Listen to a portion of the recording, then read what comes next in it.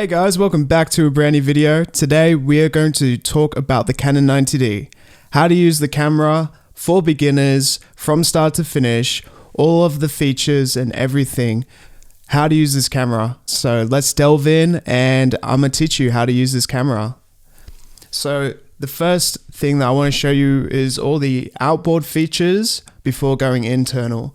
So we start with the hot shoe mount. So the hot shoe mount is used for LED lights or for stuff like microphones. So for example, if I attach a microphone to this, I'll show you how to do it. So I have this microphone and then you just slide that in like that, and then you tighten the screw.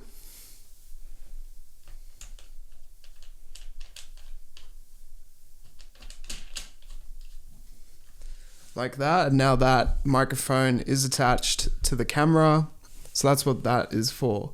Now if you want to get audio into the camera, from here we go to the side. So let me show you the side sections. So we have our HDMI port, we also have another connection here. In terms of these parts, this is how we're going to connect the mic to the camera. We have our mic and we have a headphone jack, so if you ever want to hear back the recordings while recording, use the headphone jack. And then we have this input as well for stuff like a speed light, anything like that. So for example, if I wanted to get audio into the mic going into the camera, this is what I do. I get one of these cables, and then I attach it from here into the camera. And that's how we do that. In terms of our menu selection of different options, we've got our manual, we have our AV, TV, P, automatic, SCN, and a few other creative options. So stuff like C1 and C2 is custom, so you can sort of customize different options. The way to select different options is by pressing down, and then you can sort of switch across. Pretty cool stuff. And then if you want to turn it on and off, we just do that. Pretty easy. We've got a menu, info settings. So the info settings are for like stuff like if you want to see the information on the camera, so the white balance, stuff like that. So you have different options there. In terms of start and stop, that's how to record video or not. You can turn to photo mode if you just flick that up. Turn to video mode if we flick that down. So that will happen if I turn on the camera. And then you press that in to see on the visual screen what you're taking a photo of. And then on video mode, it will do it just automatic, and then you press that to record video. And then you can turn autofocus on and off using this button. And then with stuff like this, that's more for like what's on the camera. So if I was to put something in, this is how we put an SD card in. We flick that out, put the SD card in.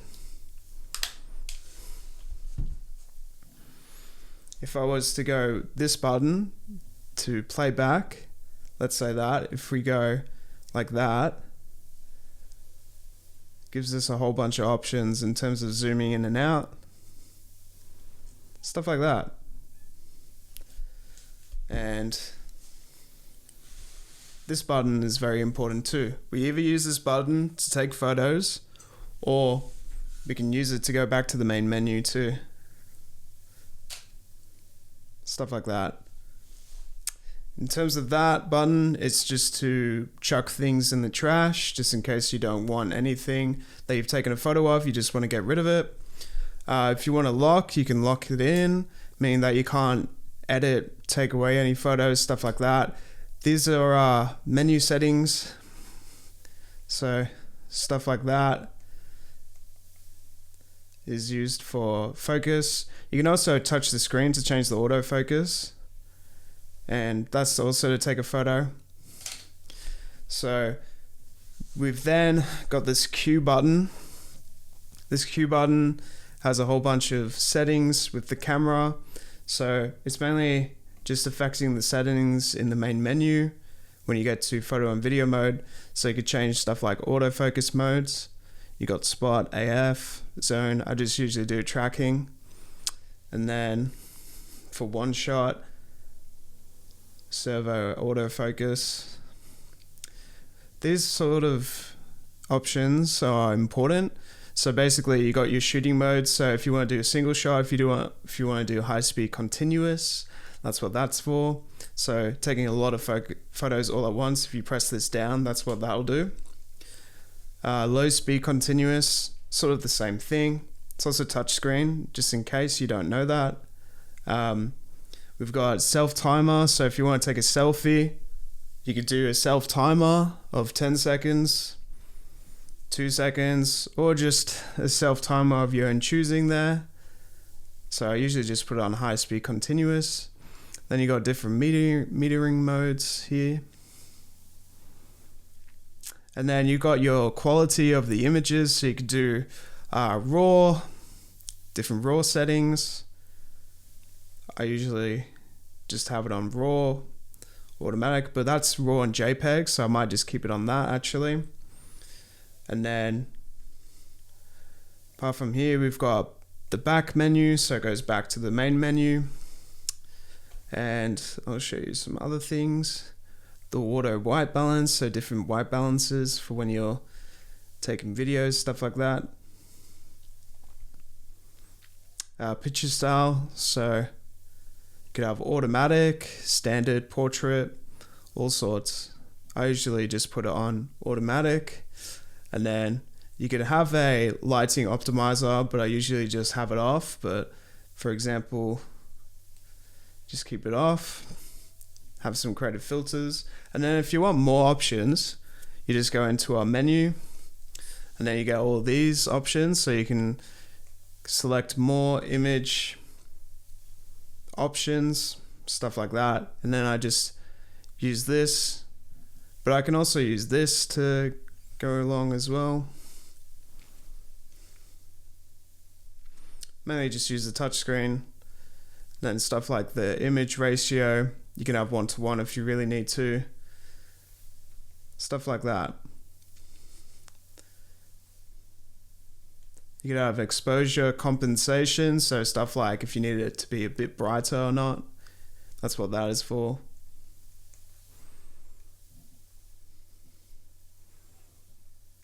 You can have your auto white balance. But basically you could do all of this stuff just using the main menu really.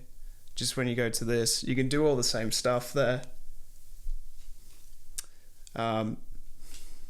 Stuff that you can't do is more of these options where you can protect images, change your images around, erase images, have more options here. You can also do Bluetooth connection to stuff like your phone. If you want to connect to an app, you can do that right here. So stuff like wirelessly connecting to an application to take photos on your phone or your MacBook, or stuff like for an app. And then you can also transfer images just across. So if you wanted to connect to a phone, you can connect there. It also gives you a password, stuff like that.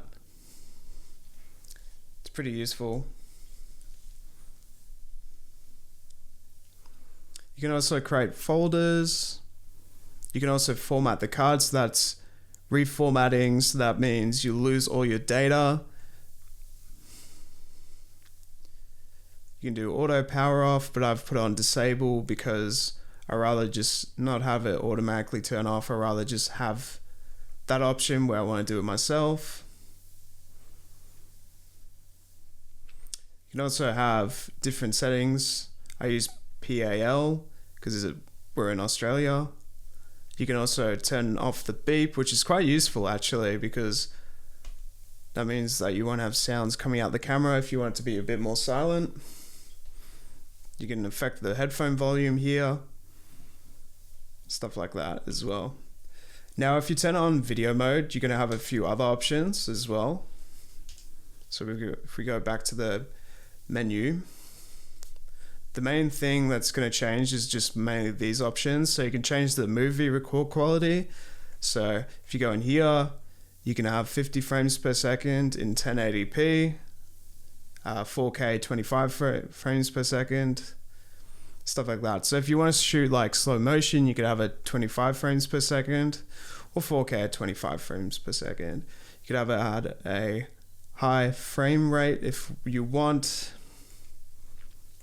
You could do cropping for 4K, stuff like that. Also for sound, if I want to edit the sound quality coming into the camera, basically I do it here. So usually it's on auto, but if I attach a microphone like this one, I'll have it on manual. And then what I'll do is I will change the record level a bit lower or a bit higher. Usually I just have it 4 meters across from the start, and it's usually pretty good. And then you could have attenuation for wind filtering here. You can have image stabilization using enhance, disable, enable. So that's usually for when you're shooting videos on the go. You could have lens correction, time-lapse movies on. So it gives you a few different options there. You can also customize. For time lapses, you can have a remote control enabled. And then usually it's all pretty much the same from there.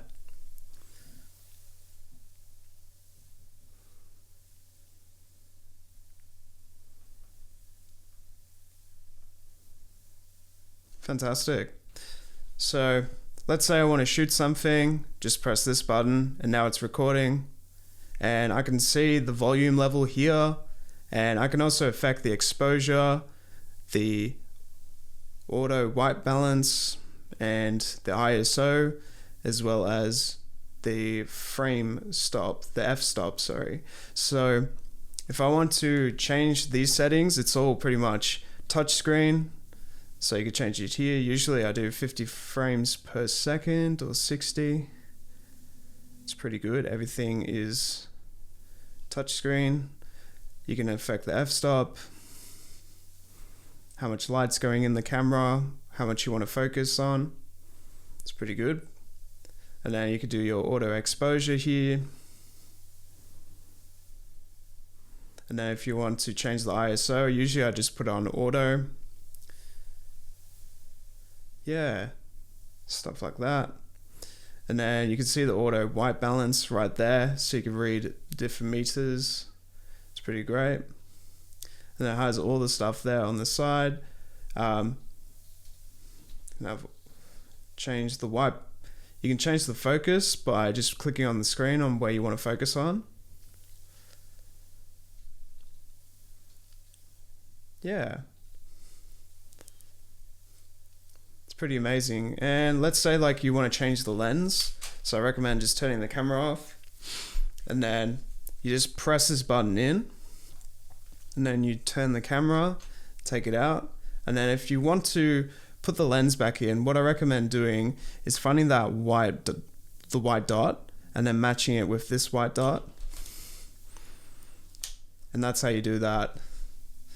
Yeah, so that's pretty much the basics of the Canon 90D. Pretty easy to use. There's not much that's too hard with this machine.